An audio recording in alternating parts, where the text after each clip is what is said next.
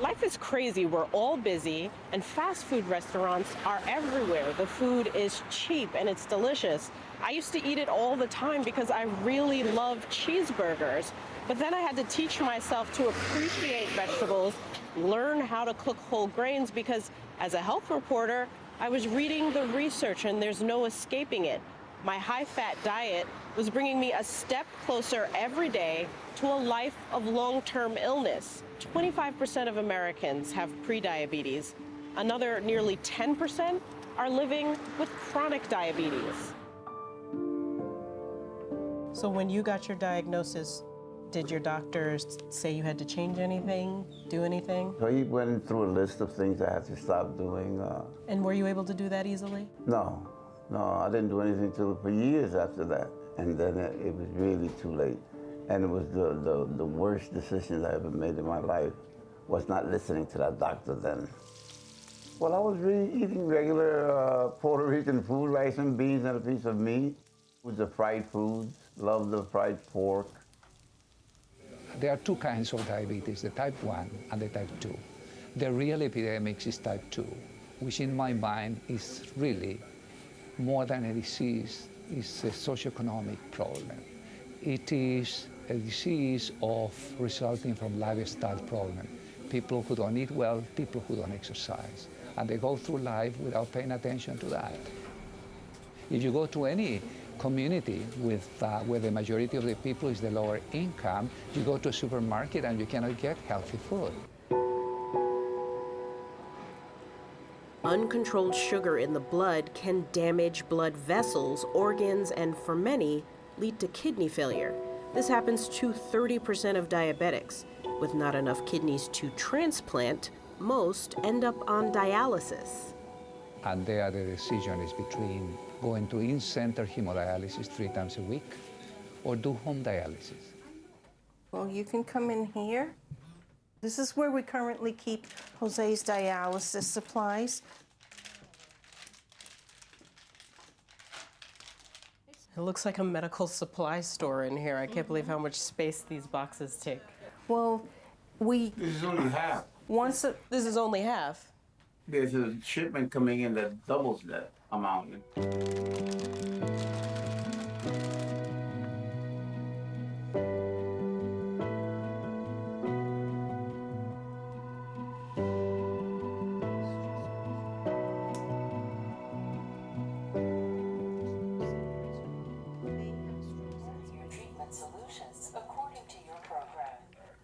okay, so that's these 3. Remove bags from packaging. We did that. Bags on table. This gets attached to my body. Through this line here, I will get all the solutions in me. We have to be clean. We have to have masks and wash the hands and everything before we can connect. This can't touch anything, or otherwise we have to immediately go to Mount Sinai to get it changed. The first thing the machine does is drain the fluid he's had in him all day long.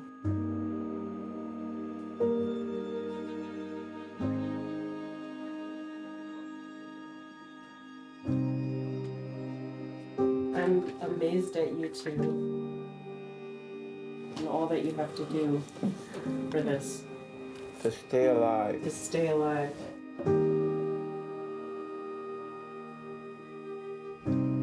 When you wake up, do you feel a difference? Does it make a difference? I mean, I can sit here and talk to you with a clear mind, where at one point I was just in such a fog and physically just not here.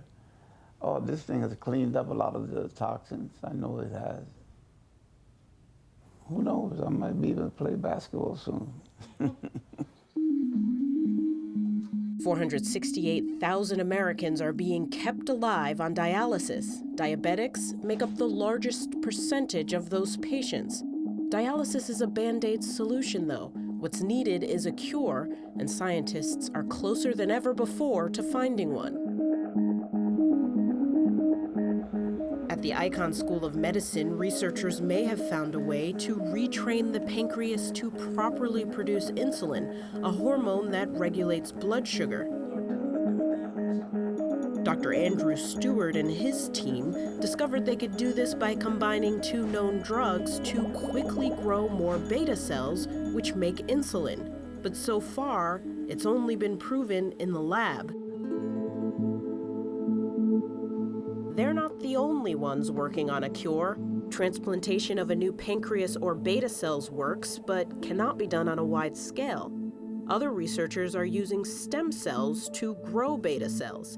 But Stewart says his team's method could eventually be replicated broadly. I don't want to raise false hopes, but I would also say that this has legs. This is going to happen. In theory, a cure that corrects insulin production would change the trajectory for diabetes patients, offering millions a fresh start. But it's only part of the solution to end the crisis. I mean, a pill that we developed, Yeah. maybe I don't want to say this, but I'll say it anyhow. A pill that we developed that helps you make more insulin also helps you gain weight, right? So if you gain more weight, you may well get diabetic again. So our pill would not be the final answer, probably. I feel like we need to just pause for a second and let that soak in. Dr. Stewart is basically saying that there isn't going to be a quick fix, that we have to change what we're eating and not just go on a diet to look good in a cute outfit, but plan out our meals, think about what we're putting in our bodies as a part of our daily hygiene. There was a study done of people with pre-diabetes. When they changed their daily eating habits and exercise habits, they were able to reduce their risk of getting diabetes by nearly 60%. And we're seeing that some people with full-blown diabetes are even able to reverse it.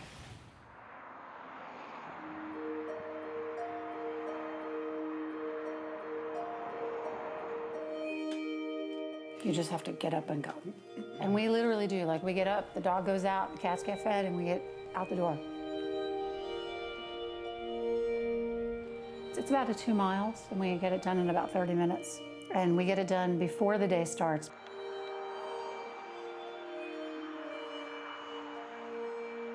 In 2016, Jim and Dorothy Harris enrolled in the Complete Health Improvement Plan known as CHIP through Advent Health, a Florida hospital system. Jim had high cholesterol, and a test called the A1C showed his blood sugar was out of control. He has diabetes. CHIP calls for 30 minutes of walking a day, but the main focus is diet. Well, for us, it's got to be fast, right? Because by the time we get home, you're hungry. And so you want to be able to eat right away. So we're not snacking and grazing Yes. through the pantry. I was going to say, was that a big problem that kind of led to your diabetes diagnosis, Jim? Oh, yeah, because everything was fair game, from sugar, a lot of sugar, and just bad eating. A normal blood sugar range is an A1C of 4 to 5%. Someone with type 2 diabetes has A1Cs of 6.5 or higher. CHIP calls for a completely plant-based diet, so no meat. More than 60,000 people have gone through the program, many seeing a reversal in chronic diseases.